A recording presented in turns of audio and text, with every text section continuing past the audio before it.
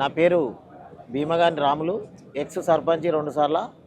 మాది యాదాద్రి భువనగిరి జిల్లా యాదిరుట్ట మండలం పెద్దకందుకూరు. కొద్దిగా రాజకీయ అనుభవం, ప్రభుత్వం తీసుకున్న నిర్ణయాల మీద మేము నిరంతరము ప్రజల మధ్యలో ఉండి సమస్యలు పరిష్కరించే దిశలో ఈరోజు అనుకోకుండా ఈ కమాండ్ కంట్రోల్ కొమిటెడ్డి వెంకరెడ్డి గారి దగ్గరికి, మినిస్టర్ గారి దగ్గరికి వచ్చినాం మా వ్యక్తిగత పని మీద. ఇక్కడ మేము ఈ సమస్య మీద చెప్పడం ఏంటంటే, ఈరోజు ఇప్పుడు 1947 నుంచి ఇప్పటి వరకు ఒక ఫిలిం వ్యవస్థ మీద మాట్లాడిన వ్యక్తి ఓన్లీ మన గౌరవనీయ ముఖ్యమంత్రి సీఎం రేవంత్ రెడ్డి గారు మాత్రమే.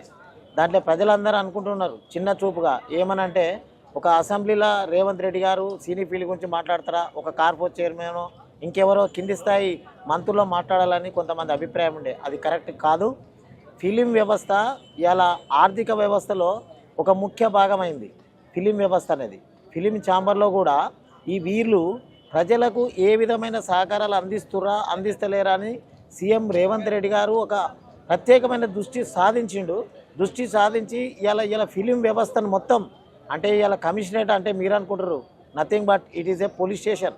ఇక్కడికి వాళ్ళ నిర్మాతలు కానీ ఫిలిం ఛాంబర్ వ్యవస్థను కానీ ఇక్కడికి ఎందుకు పిలిపించిందంటే, సామాన్య ప్రజల నుంచి పై ఆధారపడినటువంటి ఈ కళాకార వ్యవస్థ ప్రజలకు ఏ విధంగా సహాయం చేస్తలేదని పరిశీలన చేసి ఒక చిన్న బెనిఫిట్ షోలో ఒక సామాన్యురాలు మరణించింది అనే ఒక సందర్భాన్ని తీసుకొని ఈ సినీ ఫీల్డ్ వ్యవస్థను ప్రక్షాళన చేయాలి, ఇది ప్రజలకు అందుబాటులో ఉండేటట్టు చేయాలి అనే దానికి ఆయన ఒక నిర్ణయం తీసుకొని ఇవాళ ఫిలిం ఛాంబర్ నుంచి వాళ్ళందరినీ పెద్దలను వాళ్ళందరినీ కూడా దిల్ రాజు గారిని మరియు ప్రముఖులను ఇలా రాష్ట్ర ప్రభుత్వము సీఎం రేవంత్ రెడ్డి గారి ఆదేశానుసారం ఇక్కడికి పిలిపించడం జరిగింది.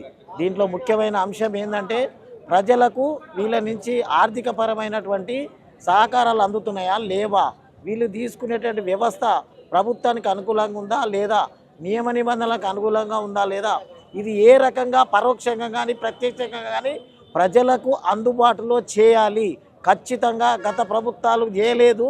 నేను ఖచ్చితంగా ఈ యొక్క ఫిలిం వ్యవస్థను ప్రజలకు మౌలిక వసతులకు కానీ, విద్యా వ్యవస్థకు కానీ, ఇక్కడ చదువుకునే అనాథలు కానీ, బాలికలకు కానీ, ఆర్ఫన్స్కి కానీ వీళ్ళకు ఏ రకంగా చేయాలి, వీళ్ళ వ్యవస్థ నుంచి ప్రభుత్వానికి చేయూతనిచ్చే విధంగా జరిగే ప్రక్రియనే ఈరోజు ఖచ్చితంగా ఈ సమావేశం ముఖ్య ఉద్దేశము.